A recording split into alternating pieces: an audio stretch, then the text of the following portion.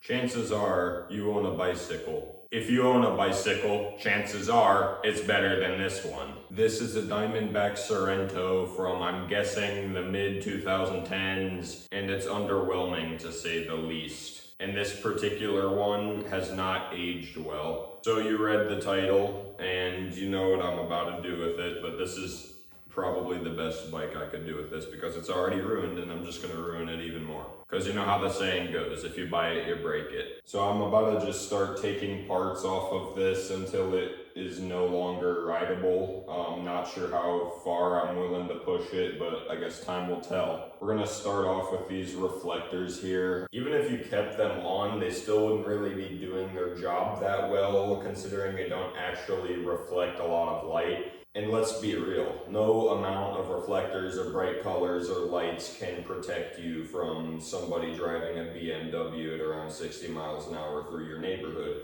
It's inevitable. So that one's a no-brainer and it doesn't change the ride quality of the bike. But next, we're going to be removing cables, and that is definitely going to change the ride quality of the bike.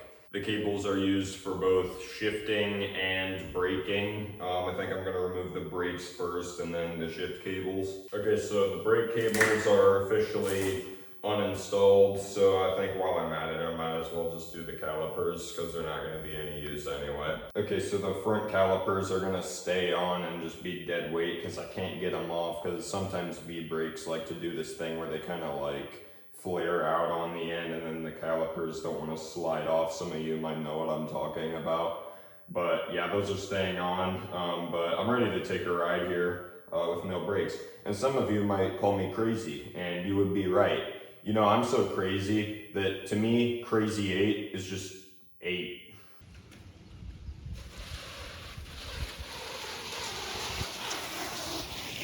You see, I've ridden half a mile on a bike with no brakes. It's starting to give me headaches. All right, so that was admittedly kind of sketchy, but not sketchy enough. So I said next up is the shift cables. So in all seriousness, I do think this will improve the ride quality of the bike because when I remove the cables, then the front derailleur is going to move all the way down and then the rear derailleur is going to move all the way up. So it'll be on a consistent speed. Whereas with this, you try to shift and stuff like that, but it just ends up like skipping all around and it sounds terrible. So without further ado, I'm going to take off the cables. Wait, when you say without further ado, that in of itself causes more ado.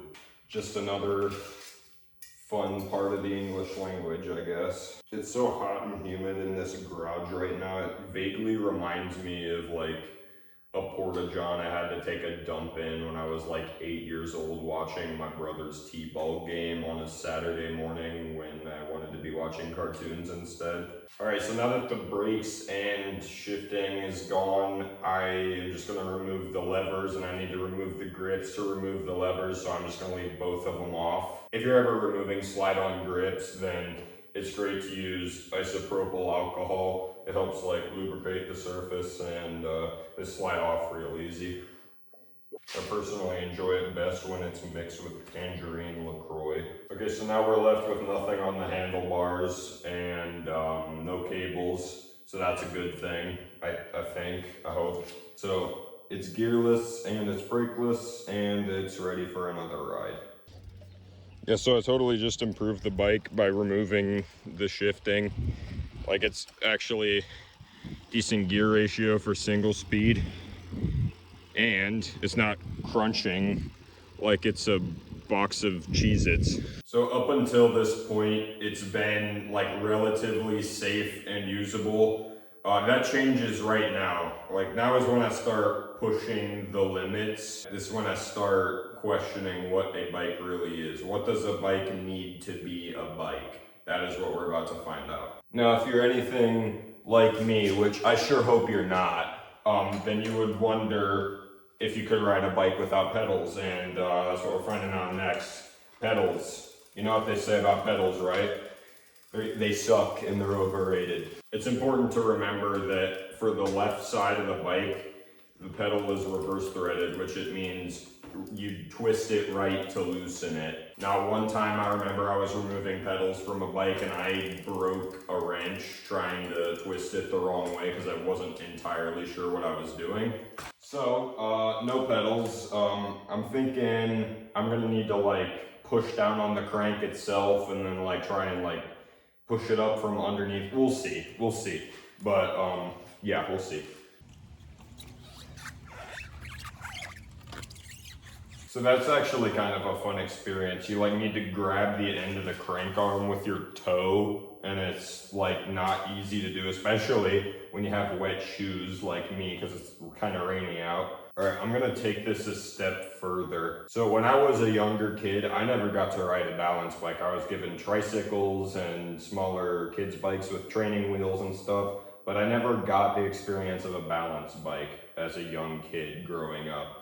And that's something I feel I've been cheated out of. So that's what I'm gonna do right now. I'm gonna take off the crank arms and I'm going to have an adult-sized balance bike because that was an experience I missed out on in my early childhood. And since now there's gonna be no form of drivetrain whatsoever, I'm also removing the front and rear derailleurs and the chain. I really don't like this. It's just like walking but less convenient.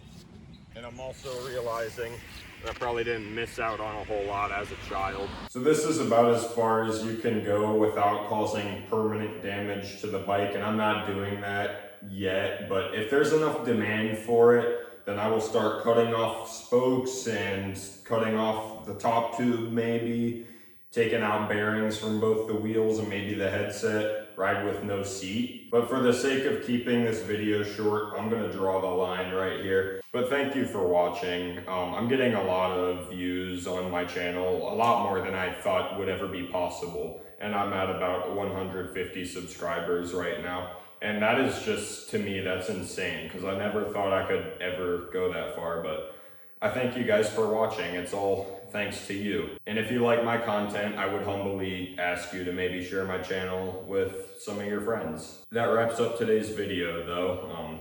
Thank you for watching and God bless. Talk to you later.